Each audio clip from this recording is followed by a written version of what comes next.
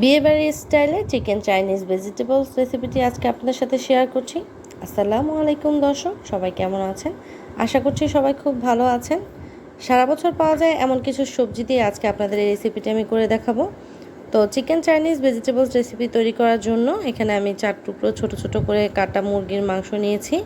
আর এখন এটা আমি প্রথমে সিদ্ধ করে নেব।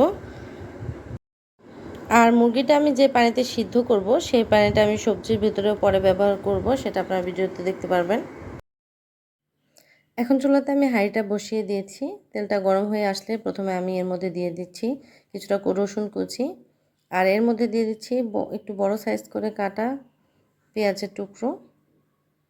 এখন এর মধ্যে দিয়ে দিচ্ছি 1 চা চামচ আদা বাটা ও 1 চা চামচ রসুন বাটা।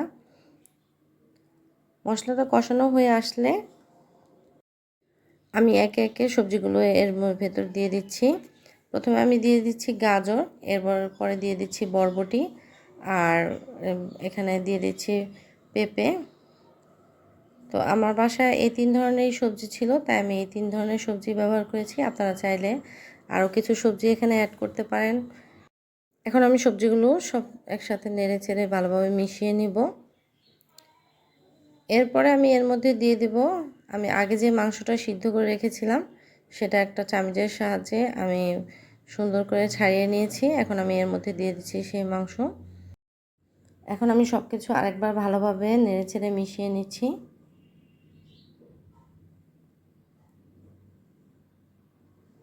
এখন আমি দিয়ে দিচ্ছি কিছুটা স্বাদ মতো লবণ। লবণটা দেওয়ার পর আমি সব কিছু নেড়েচেড়ে সুন্দর করে মিশিয়ে নেব।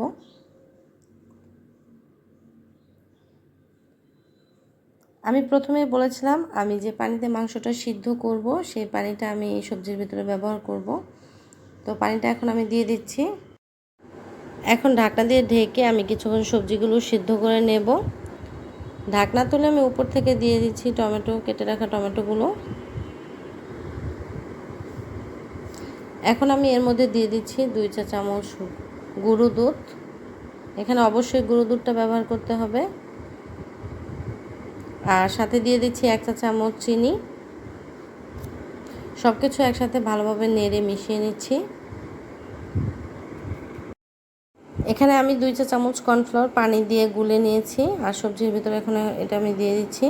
আর উপর থেকে দিয়ে দিচ্ছি গোটা কাঁচামরিচ, আর সাথে দিচ্ছি 1 চা চামচ গোলমরিচের গুঁড়ো। গোলমরিচটা দেওয়ার পরে আমি কিছুক্ষণ নেড়ে চেড়ে 5 মিনিটের মতো রান্না করলে আমার তৈরি হয়ে যাবে চিকেন চাইনিজ ভেজিটেবলস রেসিপি। সবজিটা এখন হয়ে গিয়েছে। এখন আমি এটা কিছু সময় নেড়ে চেড়ে চুলা থেকে নামিয়ে নেব।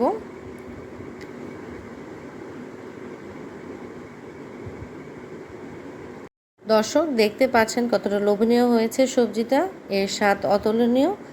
আজকে আমার রেসিপিটি আপনাদের কাছে কেমন লাগলো অবশ্যই লাইক কমেন্ট শেয়ার করে আমাকে জানাতে পারেন। আর এরকম সহজ ও মজাদার রেসিপি পেতে আমার পেজটি ফলো দিয়ে রাখতে পারেন।